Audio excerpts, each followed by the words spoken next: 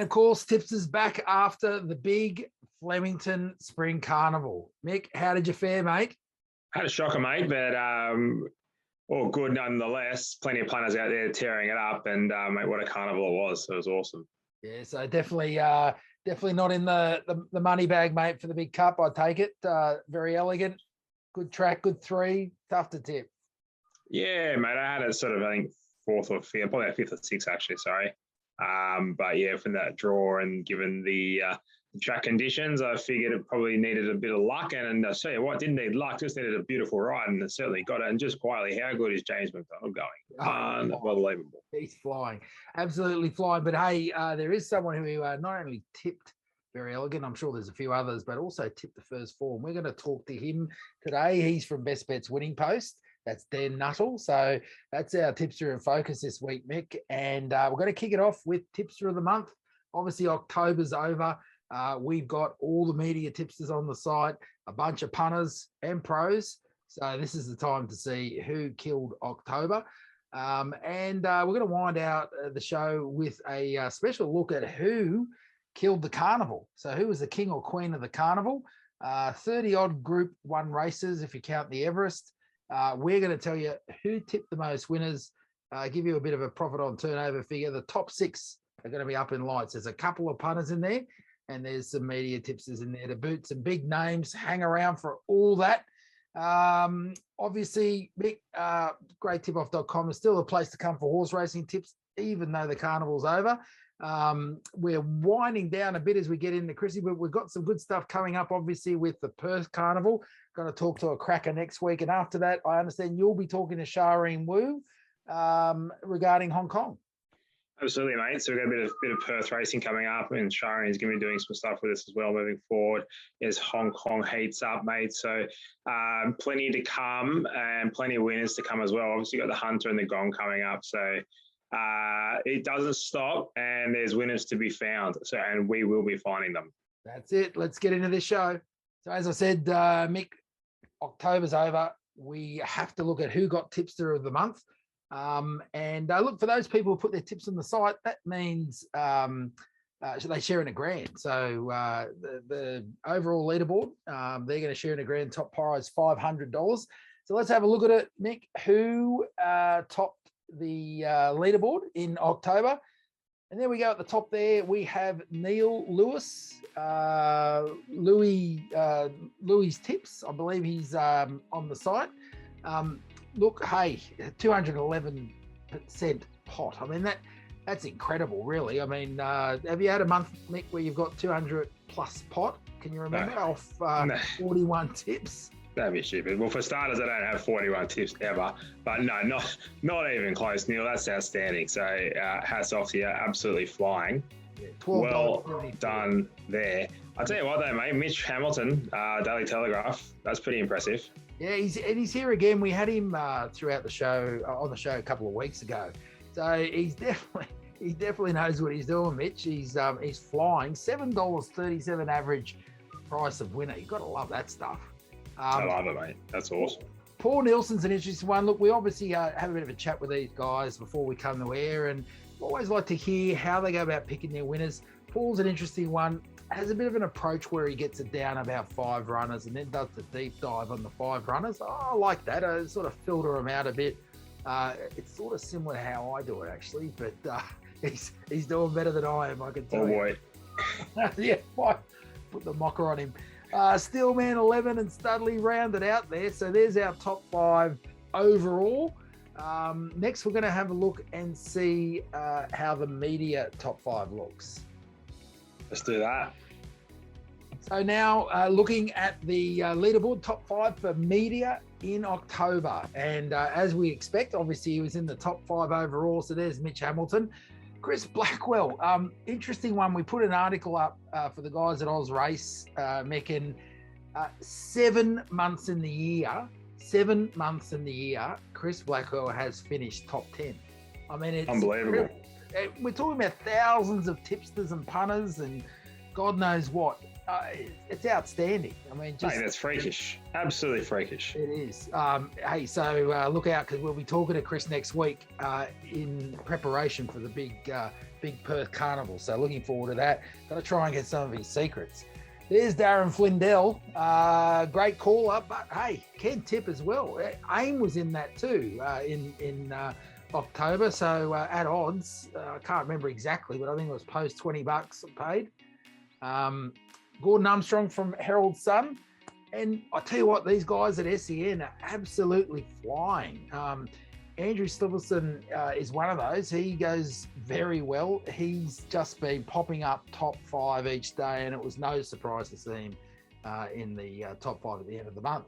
So there we have it, Mick. I'm sorry, mate, didn't see your name there this month, but I think you were there last month, weren't you? So yes, mate. The broken clock's right twice a day, so twice a year for me, and I'll be right. There we go. So, Mick, as alluded to at the top of the show, when we opened, I mentioned that we'll speak to Dan Nuttall from Winning Post and the Best Bets. They're sort of the one company, 2 great publications, great group of guys, very, very talented form analysts. Dan's one of those. And look, he's shooting the lights out in Vic Metrop, amongst other places, tips everywhere. But hey, look what he did on Melbourne Cup Day. He doesn't only tip Verry Elleegant, he also tips the top 4, or the first 4, I should say, in order. How good is that? Have you ever got a first 4 up, Mick? Oh yeah, heaps. I love it. I love the first 4, and just quietly though, this is unreal, right? So you look at that and you think, oh well, you can box those, mate. Like Mum could have got that, Grandma could have boxed those. Let's be honest. But he's got the outsiders got up there, right? So that's outstanding. He's got incentivized beat, which is even better.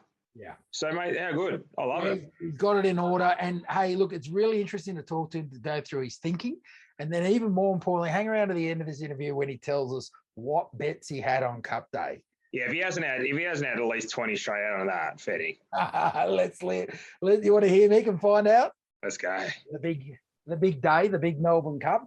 And we're here with Dan Nuttall from Best Bets Winning Post. How are you, Dan? Damien, how are you? Yeah, not too bad. And of course, look, apart from the fact that Dan is an absolute gun, in particular Vic Metro, where he shows a very solid profit over the past 6 months, tips everywhere. In addition to that, he's almost like the Tony Brazel of Best Bets and Winning Post, puts so much info and so much form analysis in. But today we're going to talk to Dan about what he did on Cup Day, and that is, of course, to tip the top 4, the first 4 in order. So Dan, hey, look, let's start with the big question. Verry Elleegant. No one, I think, in Australia doubted what a champion mare. Well, some weren't calling her a champion who are now, but we certainly were thinking she was a very solid, strong mare worthy of a cup title. But that big word good track, or those words good track, were probably stopping a lot of us, me included. Take us through how you got her on, you put her on top, mate. Yeah, well, first and foremost, she's certainly solidified herself as a champion after that win, if she wasn't already. I thought she was before the Melbourne Cup. But look, regarding the good track, whilst you look at her form and some of her better runs or better wins that came on affected ground, her run in the Melbourne Cup last year, which was on a good 3, really gave me confidence that she would run a big race. And the doubts of, I guess, if there was any, of her running a strong 3,200 metres, I think you just have to look at that Melbourne Cup in 2020 and sort of see the way she finished off the race. And from a long way back in an awkward spot on the turn, you probably wouldn't have wanted to be on her. But the way she finished off, I think she was the quickest last 600 metres of the race, the second quickest last 200 metres of the race behind Prince of Arran, who we saw fly home. So that run there indicated to me that 3,200 metres wasn't going to be a problem. Her form, this preparation leading in, whilst didn't have the picket fence, I guess, that she might have had in the past, she has run terrific in a Cox Plate, covering far more ground than the first 2 horses home there. So she was on song, I thought, leading into the Melbourne Cup, getting James McDonald back on board. I thought she was a really good bet in the Melbourne Cup, and hence why I was pretty keen on her, despite the fact that she wasn't on a, I guess, preferred soft to wet track. thought her form on dry ground was good enough to suggest that she'd run well in a Melbourne Cup, which wasn't vintage. It did have a long tail. I thought was a very winnable race for her. No, look, good explanation, and certainly nice price there at the $18 mark. And yeah, look, she certainly has gained even more fans, I think, since. Incentivised, probably not much to say there, but obviously, most were tipping him, I should say, in front of Verry Elleegant. But then we go to Spanish Mission. Talk me through that. I mean, one of the question marks there, obviously, in the lead up was a couple of tests that found lameness. I think there was 2, and the final test, obviously, passing the run. I mean, what did any of that what were you thinking in regards to that potential lameness? And I guess, why did you have it in your top 3? Yeah, look, it's never something you want to hear, obviously, leading up to a big race like the Melbourne Cup. And whilst my interest in him as a winning chance might have waned just a tad, I wasn't enough to sort of take him out of the top 4. And what I thought was a Melbourne Cup, as I said earlier, with quite a long tail, as many people thought. His form, 3,200 metres in Europe behind Stradivarius, is obviously elite form, and the right jockey on board, Craig Williams. The fact that he was past fit to run indicated obviously all was well there. As I said, never something you want to hear pre-race about a horse, but the form in England I thought was quite elite, and I thought if he bought his best, or at least close to his best form, he would run a very competitive race, as he turned out to do. Yeah, great. And rounding it out with Floating Artist in 4th place. Probably some of the form lines there are there to be seen, but just your thoughts on Floating Artist and why you put him in 4th? Yeah, I thought, along with Incentivised, I thought Floating Artist was the X factor of the race. Yeah. Much was made about his luckless run in the Moonee Valley Cup the start prior on Cox Plate Day. Went the line with a little bit of a lap full of horse there, and it was a tough watch for those who were on him. And the way he finished off there and crossed the line, I didn't think 3,200 metres was going to be a problem. His breeding suggested that as well. So I thought, outside of Incentivised, some of the horses were a bit more lightly raced in the field. He was certainly one with a bit of X factor, and obviously with 50.5 kilos, or 50 kilos, I think it was 50.5 kilos, he was carrying in the Cup. He was a real live chance, and he's run a cracking race, and he's got some sort of future. So looking forward to seeing what he can do next preparation and in the Melbourne Cup next year. I'm sure it'll be a big hope. Yeah, great. No, look, thanks for taking us through that, Dan. Obviously, the big question to be asked left is talk us through. You don't have to talk denominations, but what sort of bets did you put on the Cup day, mate? We're hoping to hear that first 4 was in there. Yeah, when Verry Elleegant was, I think it was the Saturday Derby day, when Verry Elleegant would announce Chris Waller announced she'd be in the field with James McDonald on. I had a bet on her then. I think $13 I took. So she started a bit longer than that, but I did have a smaller bet on her leading up at that tote price before the race. Regarding a first 4, look, I'd love to say to you, Damien, that I took the first 4 straight, or I boxed 4 horses and bonked on 50 or something, but no, I was a little bit, I guess, cowardly. I put probably too many horses on the 3rd and 4th line than I should have. And whilst I did get the first 4 and got a small dividend of it, it could have probably been a lot more on reflection. But in saying that, it's not normally a bet type I take off in the first 4, especially boxing my top 3 or 4 picks in a trifecta or first 4. So I couldn't really be too disappointed or annoyed at myself. But no, finished the day well in front, because I did have quite a big bet each way on Verry Elleegant. So can you give the punters some insight on where they can get your tips? I know you do a lot of work in the lead up to every weekend of racing. I mean, where can punters follow you, mate?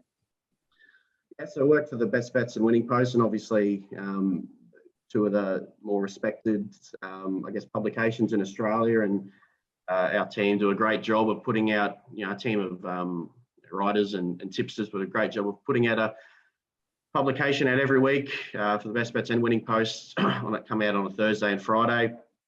Pretty much you can find anywhere in all news agencies. And on top of that, we have a podcast we do. Myself, Joel Marshall, and John Barker, who are 2 members of our team, and Very good tipsters.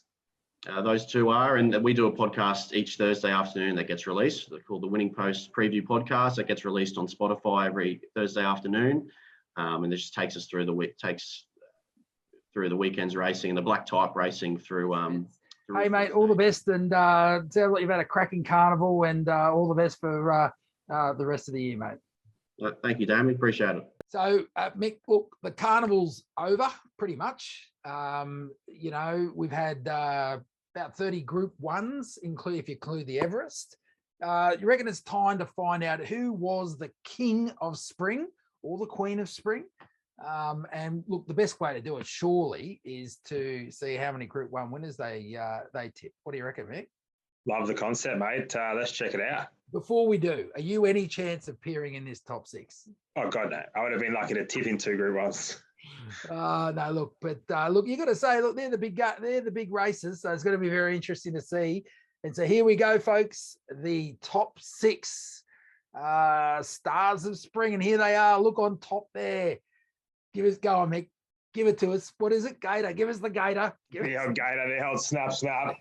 Up you go. There's a bit of backstory to that one. We'll get there one day. Up you go, Gator. That's fantastic. I'll tell you what, though, fair dinkum department, lovely man from all reports, and obviously amazing broadcaster, does great tipping. But those suits, fair dinkum, Gator, give it a spell, mate. Awful. Hang on, which one are you talking about? All of them. The green check one. All of them. He's better than that.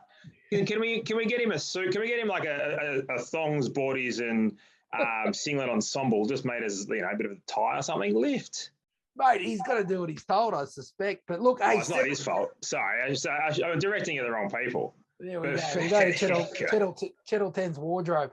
But 17 winners, 53% pot. I mean, 17 winners, 17 out of the 30. Huge. I'll tell you what, that'd be good for his contract negotiations anyway. You'll probably and look, if they're going to pay you $750,000, you wear what you're told. $750,000. We'll find out if that's true next time we get him on. That's for sure. But yeah, look at some of these other names. So look, Josh Shields. I mean, they love him. They love him on Twitter, and this is why he's led his followers in the 14 winners, 92% pot from those. So yeah, look, Josh, easily be the MVP of the Twitter sphere over the spring, but most improved as well. He's won a couple of awards there. And mate, I'm pretty sure it's him. He's come across my screen at some stage. He's had a bonus bet all up. We won't talk about the bonus bet part, but he's had an all up, and there was. Last leg was in the Everest to win 368,000. Horse ran nowhere. Maximus, I think it was, but poor old Joshy. But what a bet, and what an opportunity with a chance to win 360. So there you go. Yeah, it would have been his shout. And just to make it clear, this pot is calculated from all your Group 1 tips. So obviously 14 winners. Not sure exactly how many he had, but 92% pot if you followed his Group 1 tips. Yeah, outstanding. And Hugh Fitzpatrick, another SEN part of the team there, 13 winners, 24% pot. And hey, there's our mate Mark Porchadoo there. Mark Porchadoo on the punt. Mate, does a good job, runs that page extremely well, has thousands of followers, etc. down there on that page, participants, whatever you call it. And mate, loves a winner. He's got a nice little bit of facial hair over the spring as well, Mark. So go on, your mate, looking sharp and tipping winners, which is awesome. Mate, Gilbert Gardner, do you know much about Gilbert? No, I don't know much, but obviously he appears in the Herald Sun, 10 winners. Yeah, he's pretty active on Twitter.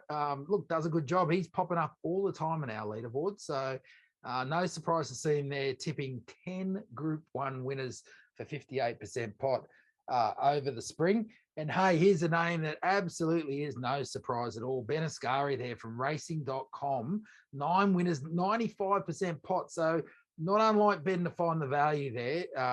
Found it in the Group 1 races there. And look, again, very popular. I think what that tells you too is 9 winners at 95% pot. He's certainly had a high strike rate across those ones he's tipped in. So there we have it, Mick. The Kings, as it turns out, we didn't have any of the female contingent in there. So these are the Kings of Spring. Outstanding. Well done, guys. Well, there we go, Mick. That's a wrap. That wraps up our Spring Carnival, Melbourne, oh, I should say Flemington Carnival week. Let's go straight to Mick's Moral. Obviously, the big carnival or big race day over there at Newcastle Racecourse, the Hunter. Who have you got for us, Mick? Mate, we head to Newcastle race 10, number 6, Gravina. Does its best work as it goes through the prep. Loves the soft track. We're getting probably 10 to 15 mils of rain. Tomorrow, a little bit similar to that again on Friday. The track, no doubt, will be in the soft range. It does drain like a champion up there, but it won't be good enough to start on a good 4, I couldn't imagine. J-Mac is on board, barrier 3, and I think it'll be winning around the $3.40 mark. You will have to wait till 6 o'clock at night. Half of you will be cut by then. Not exactly impressed by waiting. 6 o'clock my best bet, nor is Big Daz Flindell, but that's another story, Damo. Yeah, that one is.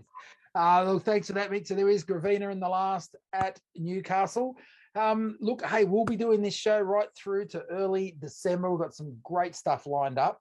Obviously, Perth Carnival starts next week. We've got a cracking interview there with someone who is, look, I think he'd have to be the most informed tipster tipping on WA racing. So you have to hang around for that one. The best way to find out when this show drops is to hit the subscribe button. Hit the subscribe button below on YouTube, and you'll be alerted. Hurry up before the dogs come into the studio there, Mick, with you. But obviously, thegreattipoff.com is where you come for your horse racing tips, harness racing tips, greyhound racing tips, and there's some absolute guns tipping the lights out in WA at the moment. So for the WA Carnival, there isn't really a better place to come. All their stats are there, validated from every tips placed on the site. So, hey, is there anything else to add there, Mick? Mate, not much to add other than just get around it, jump on the site, engage in our socials and do your thing. Dino and I will be back early next year with some more all-in stuff. So thank you, everyone, for the support. It was awesome. We probably couldn't have got the Spring Carnival without you because I'll tell you what, gee whiz, it was tiring. Yeah, absolutely. And hey, put your comments on, good, bad, or indifferent, hopefully encouraging. And look, we'll respond to them all. Other than that, enjoy this weekend. We've got Melbourne Cup. We've got the Hunter there in Newcastle, and wherever else you're punting in the state. May the betting gods shine on you. Mick, you too, mate. I hope they shine on you. See you next week. Need to change your luck. See you, mate. See you, punters.